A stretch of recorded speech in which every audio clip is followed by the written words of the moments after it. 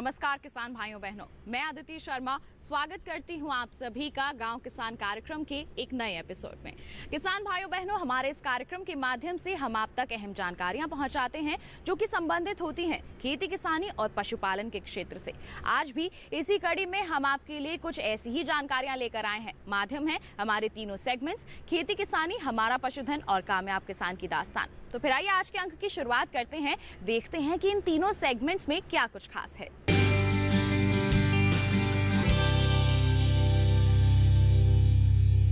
किसान भाइयों बहनों, हम सभी जानते हैं कि हमारे देश में एक अभियान चलाया जा रहा है जिसका नाम रखा गया है किसान भागीदारी प्राथमिकता हमारी, और ये एक बहुत ही महत्वपूर्ण हिस्सा है आज़ादी का अमृत महोत्सव का। बता दें आपको कि 6 दिवसीय इस अभियान का मकसद ये है कि हमारे किसानों को खेती किसानी और पशुपालन के क्षेत्र में जितनी भी योजनाएं चलाई जा रही हैं, जितने भी कार्य किए जा रहे हैं, उनके बारे में अवगत कराया जा सके, उनके प्रति जागरूक किया जा सके। और आज इसमें क्या कुछ खास होने वाला है, बता दें आपको, आज बात होगी एफपीओ की, किसान उत्पादक संगठन की। क्या है ये, किस तरह से हमारे किसान इससे जुड़कर लाभ ले सकते हैं, आइए जानते हैं हमारी सेगमेंट खेती किसानी में।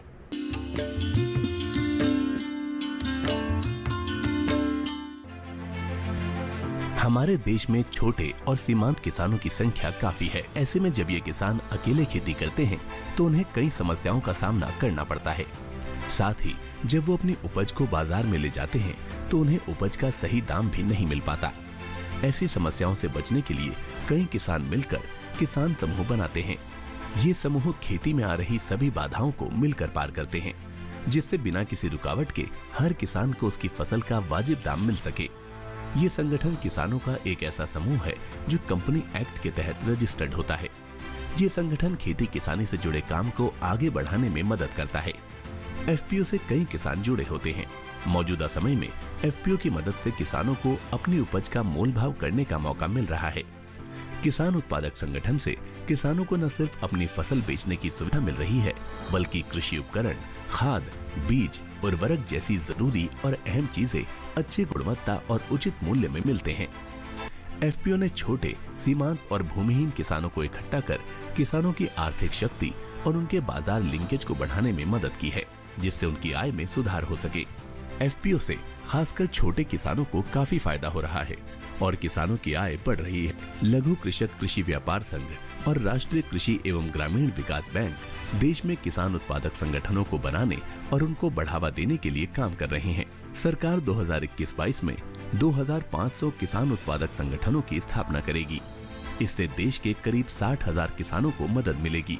ये 2500 एफपीओ बनाने का काम केंद्र की उस योजना का हिस्सा है जिसके तहत सरकार ने 2023-24 तक देश भर में 10,000 नए कृषि उत्पादक संगठन स्थापित करने का लक्ष्य रखा है।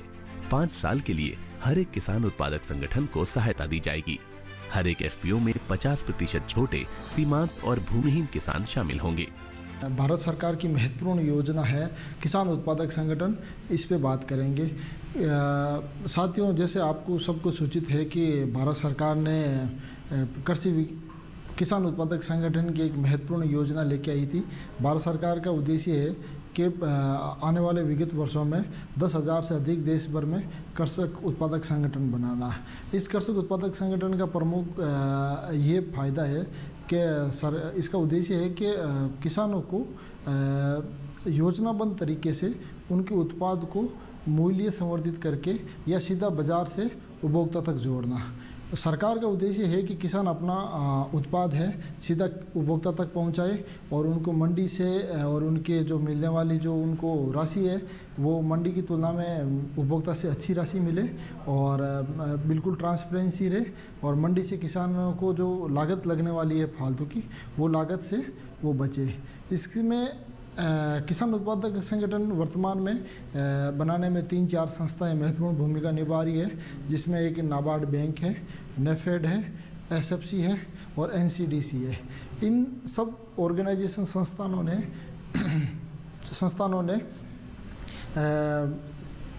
क्लस्टर बेस्ड बिजनेस ऑर्गेनाइजेशन बनाए हैं। ये विभिन्न क्षेत्रों में काम कर रहे हैं। ये वहाँ पे ये संगठन इन महत्वपूर्ण संस्थानों के सहयोग से किसान उत्पादक संगठन के निर्माण और उसमें उनके रजिस्ट्रेशन, पंजीकरण की प्रक्रिया और उनके बिजनेस के व्यवसाय को आगे बढ़ाने में महत्वपूर्ण भूमिका निभा रहे हैं।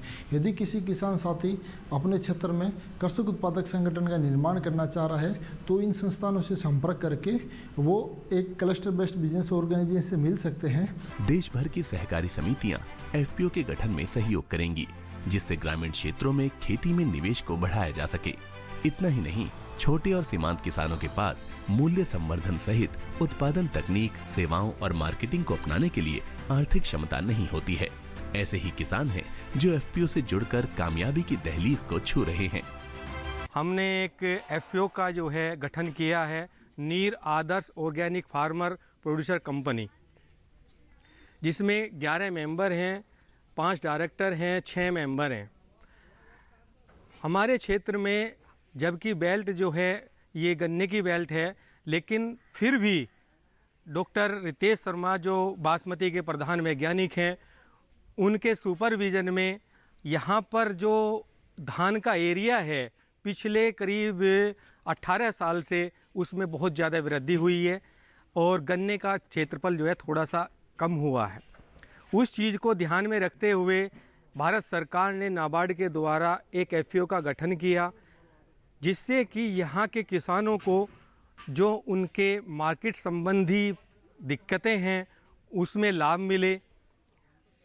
जो खेती में खर्चा आता है, जो लागत आती है, उसको कैसे कम किया जाए, जैसे कि किसान एकत्रित होकर, संगठित होकर सभी चीज़ को जो है इकट्ठा लें और उसको जो है जो भी बेनिफिट हो जिसके मार्जिन में, वो भी किसानों को बराबर मात्रा में उसका हिस्सा, उसके जो उसने एफपीओ के अंदर अपना हिस्सा लिया है, शेयर किया है, उसके हिसाब से उसको मार्जिन जाए। विशेषज्ञों और किसानों का भी मानना है कि ऐसे में एफपीओ के गठन के माध्यम से किसान सामूहिक रूप से अधिक मजबूत होने के साथ साथ अधिक मुनाफा कमा सकेंगे।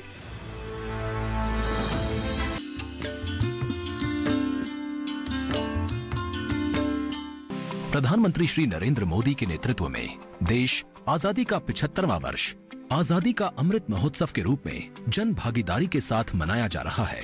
प्रधानमंत्री जी के दूरदर्शी नेतृत्व में भारतीय किसानों को आत्मनिर्भर बनाने के लिए कई प्रकार के निर्णय लिए गए हैं, जिसमें प्रधानमंत्री किसान सम्मान निधि योजना, किसान उत्पादक संगठन, कृषि अवसंरचना कोष, प्रधानमंत्री फसल बीमा योजना, कृषि क्षेत्र में ड्रोन के उपयोग जैसी अनेक योजनाएं और आर्थिक सुविधाएं शामिल हैं। बीते 6-7 साल में बीज से लेकर बाजार तक किसान की आय को बढ़ाने के लिए एक के बाद एक अनेक कदम उठाए गए हैं। मिट्टी की जांच से लेकर सैकड़ों नए बीज तैयार करने तक, पीएम किसान सम्मान निधि से लेकर लागत का 1.5 गुना एमएसपी करने तक, सिंचाई के सशक्त नेटवर्क से लेकर किसान रेल तक अनेक कदम उठाए हैं। अन्नदाता को सशक्त बनाने तथा उनकी बुनियादी जरूरतों को समझते हुए प्रधानमंत्री श्री नरेंद्र मोदी ने प्रधानमंत्री किसान सम्मान निधि योजना की शुरुआत की, जिसके तहत प्रत्येक किसान को प्रति वर्ष 6,000 रुपए 3 समान किश्त में यानी प्रत्येक 4 माह पर 2,000 रुपए सीधे उनके बैंक खाते में ट्रांसफर किए जाते हैं। इस योजना का पूरा खर्च भारत सरकार द्वारा वहन किया जाता है। प्रधानमंत्री किसान सम्मान निधि योजना के आरंभ से अब तक 11 करोड़ 30 लाख से अधिक लाभार्थी किसानों के बैंक खाते में सीधे 1,82,000 करोड़ रुपए से अधिक की धनराशि विभिन्न किश्तों के माध्यम से हस्तांतरित कर दी गई है। ग्रामीण क्षेत्रों में रोजगार को बढ़ाने तथा उनकी फसल का उचित दाम दिलाने के उद्देश्य से 1 लाख करोड़ रुपए की कृषि अवसंरचना कोष की व्यवस्था की गई है, जिसके अंतर्गत 2 करोड़ रुपए तक के ऋण पर सरकारी गारंटी एवं ब्याज में 3% की छूट का प्रावधान है। किसान भाई बहन, कृषि उद्यमी, किसान उत्पादक संघ, प्राथमिक कृषि सहकारी समितियां एवं स्वयं सहायता समूह एवं कृषि उपज मंडियां इस योजना का लाभ उठाते हुए प्राथमिक फूड प्रोसेसिंग यूनिट, भंडारण, सेलोज, छटनी ग्रेडिंग इकाइयों का निर्माण कर सकते हैं। ऐसी ही अनेक योजनाओं से किसानों को सशक्त बनाया जा रहा है। जैसे कि प्रधानमंत्री फसल बीमा योजना प्राकृतिक जोखिमों की स्थिति में किसानों को उनकी फसल का सस्ता बीमा प्रदान कर रही है। राष्ट्रीय मधुमक्खी पालन और शहद मिशन के तहत किसानों को मधुमक्खी पालन के लिए प्रेरित किया जा रहा है, जिससे उनकी आय में वृद्धि हो सके। छोटे, सीमांत और भूमिहीन किसानों की आय बढ़ाने और उनकी आर्थिक मजबूती और बाजार से जुड़ाव के लिए 10,000 किसान उत्पादक संगठनों यानी FPOs का गठन किया जा रहा है। ई-नाम के माध्यम से किसानों को उनकी फसल का उचित मूल्य दिलाया जा रहा है। प्रधानमंत्री कृषि सिंचाई योजना के अंतर्गत प्रति बूंद अधिक फसल के लिए सूक्ष्म सिंचाई के माध्यम से जल संसाधनों के उपयोग को अनुकूलित करने के लिए ड्रिप एवं स्प्रिंकलर सिंचाई प्रणाली और बेहतर ऑन फार्म जल प्रबंधन प्रथाओं को बढ़ावा दिया जा रहा है।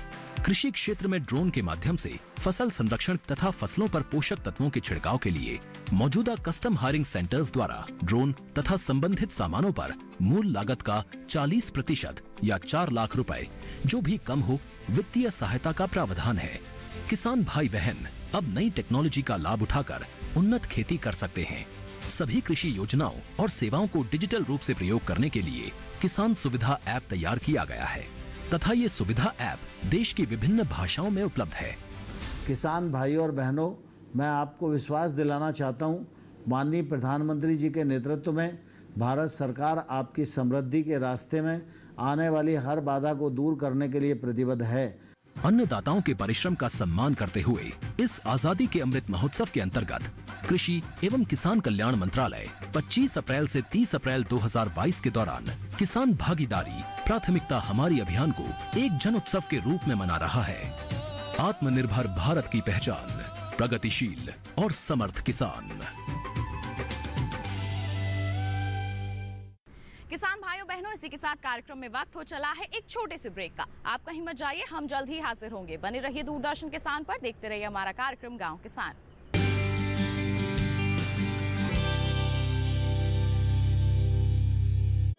तार की तरंगों से, उंगलियों की थपकी से, फूंक की वेगों में,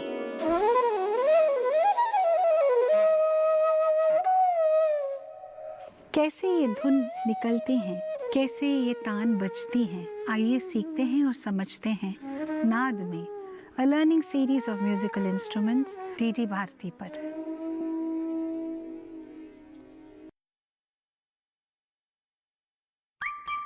Running, jumping, dancing and grabbing, tuning into style, health and grooming with cool, cute, charming faces.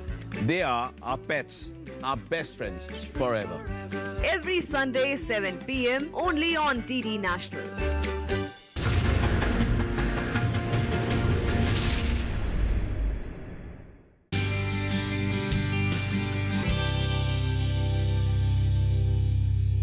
Break के बाद दूरदर्शन किसान के कार्यक्रम गांव किसान में आप सभी का फिर से स्वागत है। किसान भाइयों बहनों, अब वक्त है हमारा पशुधन सेगमेंट का, जिसमें आज हम आपको बताएंगे कि अभियान जो चलाया जा रहा है, जिसका क्या नाम है किसान भागीदारी प्राथमिकता हमारी, इसके जरिए पशुपालन के क्षेत्र से जुड़ी जानकारियां भी हमारे किसानों और साथ ही साथ पशुपालकों को दी जा रही हैं। माध्यम है CSC केंद्र। जी हाँ, कई तरह के वेबिनार, कई तरह की कार्यशालाओं का आयोजन किया जा रहा है, जिससे हमारे किसानों या फिर कहें पशुपालकों को जागरूक किया जा रहा है पशुपालन और डेयरी विभाग की तमाम योजनाओं के प्रति। आइए इससे संबंधित जानकारी के लिए देखते हैं हमारा ये सेगमेंट।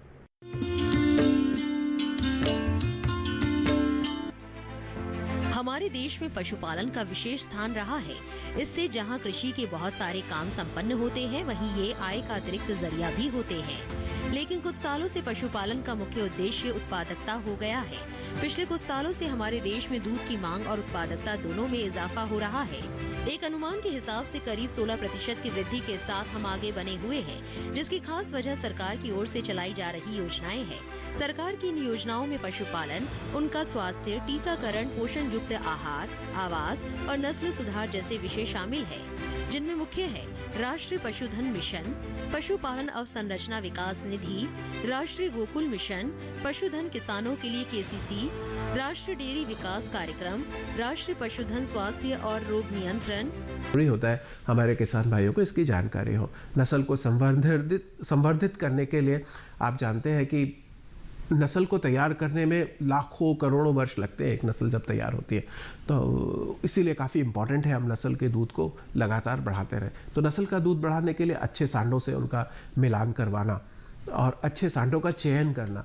हम बात करते हैं सांडों के चयन के लिए, जैसे हमारा प्रोजेनी टेस्टिंग प्रोग्राम है कि हम क्योंकि जो हमारा सांड होता है वो तो दूध नहीं देता, दूध उसके बच्चे देते हैं, तो उसके जो फीमेल काफ किस तरह का परफॉर्म करते हैं उसके बेसिस पे हम असेसमेंट करते हैं कि ये बुल कैसा है, इसकी आनुवंशिक क्षमता क्या है, इसकी दूध देने की क्षमता क्या है। क्योंकि बुल जो है बहुत अहम रोल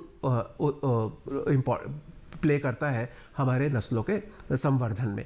तो नस्लों का संवर्धन करने के लिए बुल का चयन बहुत इंपॉर्टेंट होता है। तो आप कृत्रिम गर्भाधान का इसलिए प्रयोग करें। कृत्रिम गर्भाधान से नस्ल को आप संवर्धित कर सकते हैं, उसके उत्पादकता बढ़ा सकते हैं, क्योंकि जो हमारे बुल सीमेन स्टेशन पे उपलब्ध होते हैं वो अच्छी उत्पादकता वाले होते हैं। उनका जो है प्रोजेनी टेस्टेड बुल्स होते हैं, पेडिग्री सेलेक्टेड बुल्स होते हैं, तो उन बुलों का ही सीमन हम यूज़ करके अपने जो है नस्ल को संवर्धित कर सकते हैं, अपने नस्ल को विकसित कर सकते हैं। अच्छी नस्ल के पशु हमारे पास हो, इसके लिए किसानों को हमेशा जागरूक रहना चाहिए। अच्छी नस्ल का मतलब मेरा कहना है कि अच्छी नस्लें हमारे देश की कई सारी है, जैसे कि आपने देखा होगा साहिवाल पंजाब से है, गिर हमारे गुजरात से है, राठी हमारी राजस्थान से है, साथ ही साथ थारपारकर एक नस्ल है वो भी राजस्थान से है। रेड सिंधी भी नस्ल हमारे देश में है, उसके भी बहुत सारे पशु हैं हमारे देश में, वो रेड सिंधी के भी पशु हैं। तो अच्छी नस्लों का सीमन भी आप जो आपकी कम दूध उत्पादन करने वाली गायें उनमें उपयोग कर सकते हैं। सरकार के प्रयासों से एक बार फिर देश में देसी नस्लों के पशुओं का चलन बढ़ा है। विशेषज्ञ बताते हैं कि विदेशी नस्लों की तुलना में देसी नस्लों के पशुओं की प्रतिरोधक क्षमता बढ़िया होती है। वहीं उत्पादन क्षमता में इजाफा करने के लिए नस्ल सुधार जैसे कार्यक्रम चलाए जा रहे हैं। आजकल तो कृत्रिम गर्भाधान के लिए IVF तकनीकों का भी सहारा लिया जा रहा है। कुछ नई तकनीक आ गई हैं आजकल, जैसे हम बात करते हैं IVF तकनीक जो मनुष्यों में उपयोग की जाती थी। IVF तकनीक के द्वारा भी आप अपना नस्ल का सुधार कर सकते हैं और एक ही जनरेशन में, यानी कि एक ब्यात में ही आप एक पुष्ट में ही आप अपनी नस्ल को पूरी तरह से ठीक कर सकते हैं अगर आप IVF तकनीक का उपयोग करेंगे। नहीं तो अगर आप कृत्रिम गर्भाधान कर रहे हैं तो आपकी नस्ल को बढ़ाने में मतलब 7 पुश्तें लग जाती हैं। तो 7 पुश्तों में जो आप चीज़ ठीक कर रहे हैं वो एक पुश्त में IVF तकनीक से ठीक कर सकते हैं। हमारे किसान भाई और भी फ़ायदा ले सकते हैं क्योंकि अब सेक्स सॉर्टेड सीमन अवेलेबल हो गया है हमारे देश में। पहले ये तकनीक केवल अमेरिका देश में ही उपलब्ध थी, अब हमारे देश में हमारी देसी नस्लों के लिए सेक्स सॉर्टेड सीमन उपलब्ध है। तो सेक्स सॉर्टेड सीमन का उपयोग करके केवल बछिया ही पैदा की जा सकती है। तो इससे आपके जो मेल पशु है, क्योंकि अब मेल की उपयोगिता ख़त्म होती जा रही है, एग्रीकल्चर में मैकेनाइजेशन बढ़ रहा है, ट्रैक्टर का उपयोग करते हैं ना आप, तो अब जब आप ट्रैक्टर का उपयोग करेंगे तो आपको बैलों की तो ज़रूरत नहीं है खेतों में, तो बैलों की ज़रूरत नहीं है, इसके लिए आप सेक्स सॉर्टेड सीमन का उपयोग कर सकते हैं। तो मैं किसान भाइयों से आग्रह भी करूंगा कि वे सेक्स सॉर्टेड सीमन की तरफ जाएं और जिससे कि उन्हें बच्चियों का लाभ मिले, बच्चियाँ पैदा हो। इससे 90% सटीकता के साथ बच्चियाँ पैदा आप कर सकते हैं और बहुत अच्छा सेक्स सॉर्टेड सीमन हमारे देश में उपलब्ध है। Uttarakhand life stock development board से आप संपर्क कर सकते हैं इसके लिए, Madhya Pradesh life stock poultry development corporation से संपर्क कर सकते हैं इसके लिए, आप Gujarat life stock development board से संपर्क कर सकते हैं इसके लिए। सांगली महाराष्ट्र में ABS कंपनी भी सेक्स सॉर्टेड सीमन का उत्पादन कर रही है, वहाँ भी संपर्क किया जा सकता है। महसाना डेयरी से संपर्क किया जा सकता है। तो हमारे किसान भाई संपर्क करके सेक्स सॉर्टेड सीमन का उपयोग ज़्यादा से ज़्यादा करेंगे तो उनकी आय में वृद्धि होगी और काफ़ी अच्छा नस्लों का संवर्धन भी होगा। इस तरह देखा जाए तो सरकार का हर प्रयास हमें सफलता की राह पर ले जा रहा है। बस जरूरत है तो समय रहते सरकार की योजनाओं का लाभ लेने की। इन योजनाओं के लाभ से आने वाले समय में दूध उत्पादन में हम और अच्छे परिणाम हासिल कर सकेंगे, साथ ही पशुपालकों की आय में भी इजाफा हो सकेगा।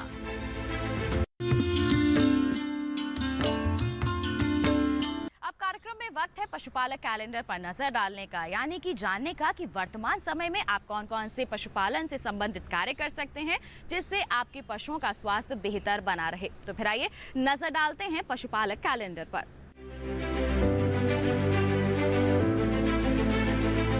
पशुओं को एचएस एवं बीक्यू रोग से बचाव का टीका अवश्य लगवाएं। इस माह में अधिक गर्मी की संभावना रहती है। पशुओं में जल व लवण की कमी, भूख कम होना एवं कम उत्पादन के लक्षण आ सकते हैं।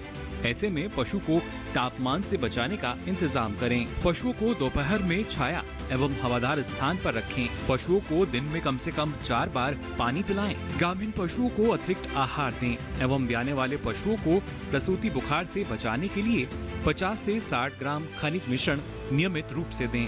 भेड़ के मेमनों में भेड़ चेचक एवं एंट्रोटॉक्सिमिया का टीका पशु चिकित्सक की सलाह से जरूर लगवाएं। गौपालक फार्म की सफाई पर विशेष ध्यान दें। आवास को सूखा एवं स्वच्छ रखें। मुर्गियों में कृमिनाशक दवा का इस्तेमाल पशु चिकित्सक की सलाह से अवश्य करें। साथ ही पानी की समुचित व्यवस्था रखें। पशुओं को बाह्य परजीवी से बचाने के लिए पशु चिकित्सक की सलाह से दवा का छिड़काव नियमित रूप से करें। पशुओं को अंतर परजीवी नाशक दवा पशु चिकित्सक की सलाह से नियमित रूप से दें।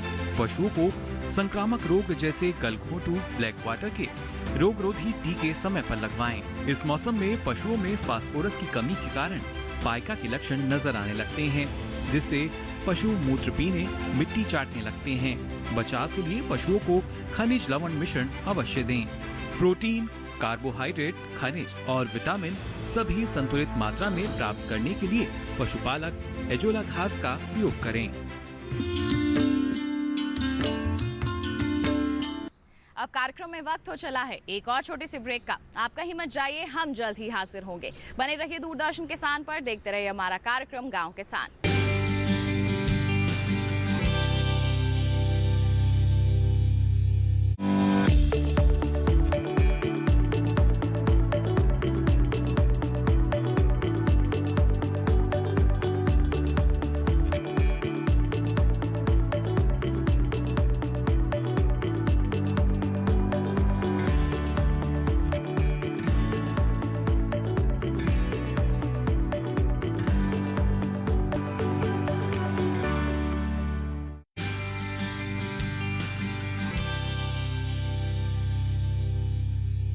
ब्रेक के बाद दूरदर्शन किसान के कार्यक्रम गांव किसान में आप सभी का फिर से स्वागत है। किसान भाइयों बहनों, देश में मनाया जा रहा है आज़ादी का अमृत महोत्सव, जिसके तहत चलाया जा रहा है एक अभियान जिसका नाम रखा गया है किसान भागीदारी प्राथमिकता हमारी। अब आप सोच रहे होंगे कि हम बार बार इसका जिक्र क्यों कर रहे हैं। वो इसलिए ताकि आप भी इससे जुड़ें और इससे ज़्यादा से ज़्यादा लाभ लें। बता दें आपको कि इस 6 दिवसीय अभियान के पहले दिन बात हुई थी ODOP की, यानी कि एक जिला एक उत्पाद की, और इसके बारे में हमारे किसानों को जागरूक किया गया था। लेकिन कई किसान इससे पहले से ही जुड़े हुए हैं और लाभान्वित भी हुए हैं। आइए ऐसे ही किसानों से मुलाकात करते हैं, जानते हैं उनकी कामयाबी की दास्तान।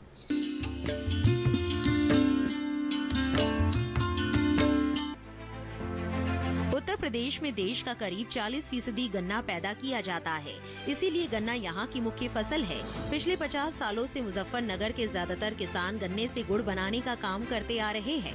यहाँ पर बनने वाला गुड़ गुजरात, हरियाणा और राजस्थान जैसे राज्यों में भी भेजा जाता है, इसीलिए मुजफ्फरनगर को गुड़ का बड़ा बाजार माना जाता रहा है।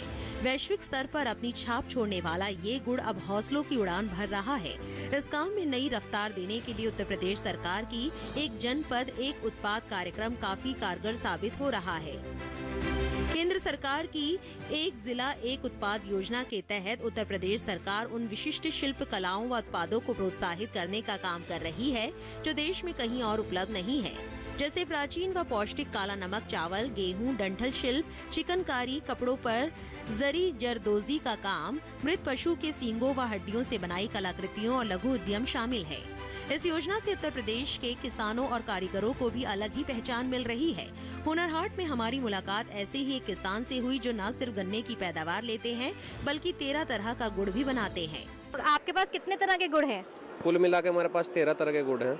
उसमें एक तरह की शक्कर है, बाकी सब गुड़ हैं। उसमें कुछ नॉर्मल फ्लेवर्स के हैं, कुछ नेचुरल फ्लेवर्स होते हैं, जैसे नेचुरल फ्लेवर्स हैं कुछ, कुछ जिसमें chocolate, butterscotch, mango, coconut, green mango, इस टाइप के फ्लेवर्स हैं। बाकी तिल वगैरह के हैं, गुड़ और ड्राई फ्रूट्स के हैं, और सौंठ, अलसी, मेथी का है, सौंफ वाला है, उसमें शक्कर भी है हमारे पास। वो उसमें कोई फ्लेवर नहीं है, नॉर्मल शक्कर है। बिक्री तो सबकी बराबर ही मानिए आप। बेहतर तो ये है गन्ना है, जिस गन्ने का हम बना रहे हैं, इसे गन्ने का बना रहे हैं। शुगर इसमें देखिए डायबिटिक नहीं होता गुड़।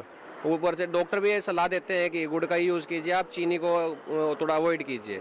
इसी वजह से हमने ये किया है कि बच्चे थोड़ा इसको यूज़ करें, चीनी से बने हुए प्रोडक्ट ना खाएं, चॉकलेट वगैरह ना खाएं। इसीलिए चॉकलेट के फ्लेवर में भी ले आए हम, बटर स्कॉच में भी लेकर आए हैं, मैंगो में भी लेकर आए हैं, कच्चे आम में भी लेकर आए हैं। हर तरह का फ्लेवर है हमारे पास। मैम किसान है, खुद का कोल्हू है हमारा, खुद बनाते हैं, खुद ही यहाँ पे बेच रहे हैं हम। उनके बनाए अलग अलग स्वाद के ये गुड़ काफी लोकप्रिय हो रहे हैं। हर उम्र के हिसाब से गुड़ की वैरायटी होने के कारण इनकी मांग काफी बढ़ रही है। युवा किसान की माने तो अब वो अपना उत्पाद ऑनलाइन भी बेचेंगे, जिससे व्यवसाय का दायरा बढ़ाया जा सके और लोगों तक उनका उत्पाद आसानी से पहुंचाया जा सके। थोड़ी एक और व्यंजन के बारे में बात करेंगे और वो है गुड़। नमस्कार मैम। नमस्कार मैम, आपका नाम?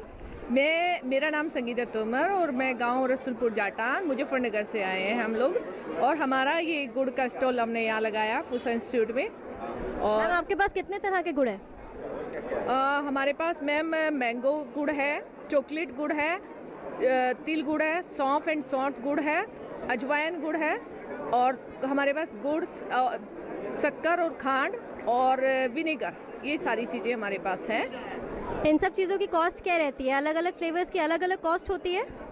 हाँ जी मैम, जैसे ड्राई फ्रूट गुड़ हमने बनाया है तो उसमें ड्राई फ्रूट की कॉस्ट पे भी निर्भर करता है कि उसकी हम कॉस्ट क्या रखें। बाकी जैसे हमने चॉकलेट में चॉकलेट ही डाली है तो वो उसकी कॉस्ट भी देखनी पड़ती है कि उसका क्या लागत आएगी। उस तरह से हम उसकी लागत निकाल के फिर उसका रेट हम डिसाइड करते हैं कि हमने क्या रेट रखना है उस चीज़ों का। तो आपने इसकी ट्रेनिंग कहाँ से ली? ट्रेनिंग तो मैम हमारे तो पुराने ज़माने में मेरे बाबा जी और मेरे फादर, हमारा कोल्हू तो शुरू से रहा था, क्रेसर था, फिर बीच में बंद हो गया था। फिर धीरे धीरे मुझे और मेरे भाई को लगा कि मुजफ्फरनगर में हमने जब कोल्हू शुरू किया था तो मुजफ्फरनगर में मेरठ में हमारी एक दुकान थी, वहाँ पे हमने जैसे दुकान शुरू की थी तो वहाँ गुड़ हमारा बहुत बढ़िया सप्लाई हो रहा था। तो हमें लगा कि क्यों ना हम फिर से गुड़ के उसमें उद्योग में जाएँ और फिर से हम शुरू करें। तो हमने ये फिर अपना काम हमने शुरू कर दिया। भारत सरकार की तरफ से आपको कोई पुरस्कार मिला है? हाँ जी मैम, मुजफ्फरनगर में गुड़ महोत्सव हुआ था तो वहाँ पे मुझे मतलब बहुत सम्मानित किया था। महिला होने के नाते उन्होंने मुझे काफ़ी प्रोत्साहित किया, और मुजफ्फरनगर में ही हमारा जो नारी शक्ति सम्मान, उससे भी मुझे सम्मानित किया गया था मुजफ्फरनगर में। उसके बाद हमने जो लखनऊ में जो हुआ था गुड़ महोत्सव, वहाँ भी हमें मतलब मुझे इतना अच्छा लगा कि हमारे सुरेश राणा जी जो शुगर केन मिनिस्टर थे, उन्होंने मुझे योगी जी से मिलाया, योगी जी ने भी मुझे बहुत प्रोत्साहित किया, तो बहुत अच्छा लगा। तो भारत सरकार की तरफ से फुल सपोर्ट हमें मिला है। उत्तर प्रदेश में हर क्षेत्र में विकास हो रहा है। सरकार के सहयोग से खेती और कृषि से बनने वाले उत्पादों से युवा अब आत्मनिर्भरता की कहानी लिख रहे हैं।